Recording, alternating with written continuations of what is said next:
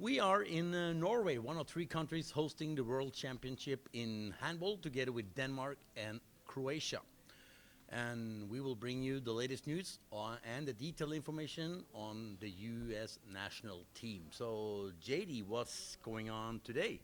Thanks, Roger, and happy to be here once again with you in Norway. It was 2 years ago that we spent some time in Trondheim, but for the most part, we're here, excited to be following the U.S. team who 2 days ago took a polar plunge. They wanted to be like the Norwegians, spent some time in the sauna, and then jumped into the icy fjord.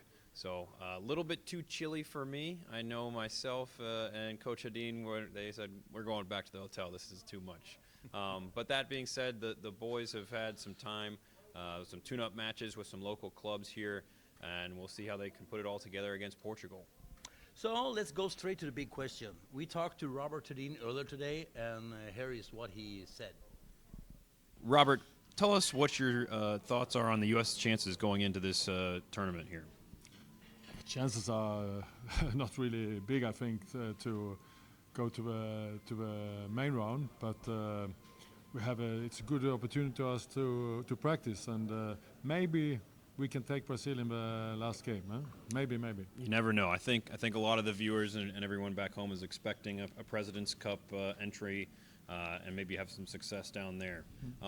But moving along, you faced a lot of these teams, the same exact teams, Norway, Portugal, Brazil, and the NCAA Cup 2 years ago in Trondheim.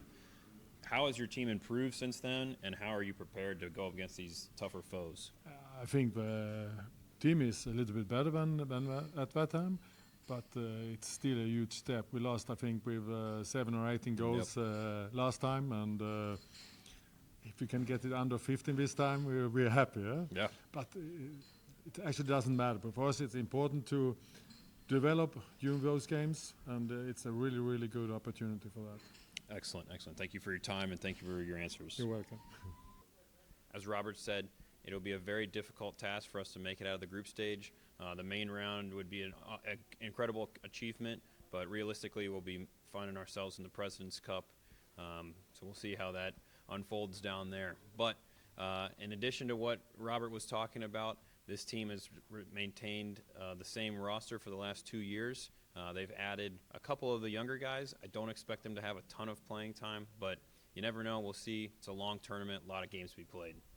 Yeah, and we are just minutes away from the opening match here in Oslo.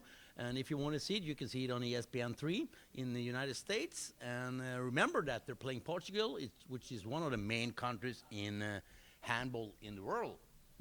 Hey, it's one of those things, you never know what's going to happen, so stay tuned. I don't know that we have a strong chance against Portugal today, but we'll see what happens. I think our best chance is against Brazil on Sunday. So we'll stay tuned for the action and see what happens. Yeah, and we'll be right back after the game with more information and the results.